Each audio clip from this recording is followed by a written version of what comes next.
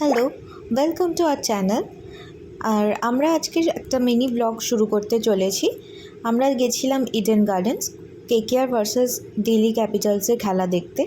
যদিও এটা আমার ফার্স্ট টাইম এক্সপিরিয়েন্স ছিল, বাট ইট ওয়াজ নাইস। যদিও প্রচণ্ড গরম ছিল, গরমের মধ্যে ইডেন গার্ডেন্সে খেলা দেখতে যাওয়া মানে যারা আগে গেছো তারা নিশ্চয়ই জানো কেমন এক্সপিরিয়েন্স। আর এখানে দেখতেই পাচ্ছ এটা রেড রোডের ওখানে, আর গাড়ি পার্ক করার জায়গা বাদিকে। এইভাবেই সূর্যি মামা আস্তে আস্তে অস্ত নিচ্ছিল আর আমরা এগিয়ে যাচ্ছিলাম ইডেন গার্ডেন্সের দিকে, কলকাতার রাস্তার সমস্ত ট্রাফিকগুলোকে পার করে। গোধূলি বেলায় সূর্যের এই আলো ইডেন গার্ডেন্সের সৌন্দর্য যেন আরোই বাড়িয়ে তুলেছে।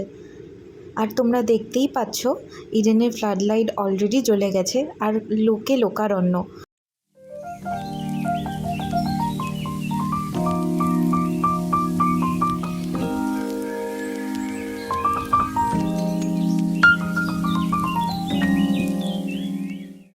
এই পুরো সময়টা আমার জন্য খুবই কষ্টের ছিল, কারণ দেখতেই পাচ্ছ একেবারে লোকের ধস নেমে গেছে, ঠিক যেমন করে পুজোয় ঠাকুর দেখতে যায় মানুষ। আলটিমেটলি এত কষ্টের পর আমরা ঢুকে পড়েছিলাম আর আমাদের সিট ছিল F1 ব্লকে। F1 ব্লক থেকে মোটামুটি ভালোই ভিউ পাওয়া যাচ্ছিল আর এত সুন্দর হাওয়া দিচ্ছিল যে সব ক্লান্তি মিটে গিয়ে আমরা সুন্দরভাবে খেলা দেখতে পুরো মেতে গেছিলাম। তখন চলছিল ফার্স্ট ইনিংসের খেলা আর তোমরা একটু আগেই দেখতে পেলে মিচেল স্টার্কের বল করা। এর মাঝেই আমরা একটু স্ন্যাপ নিয়ে নিচ্ছিলাম, ওই আর কি, যা হয়, ফার্স্ট টাইম এক্সপিরিয়েন্স তো। আর এরপরে চলে গেছিলো আমার হাজব্যান্ড একটু খাওয়া দাওয়ার জোনে।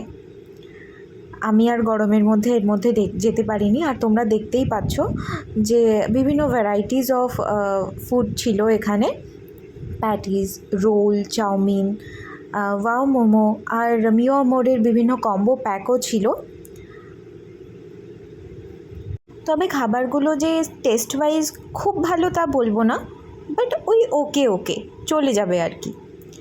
এরপরেই দেখছো সেকেন্ড ইনিংস স্টার্ট হয়ে গেছে আর কেকেআর অলরেডি একটা 6 করে ফেলেছে।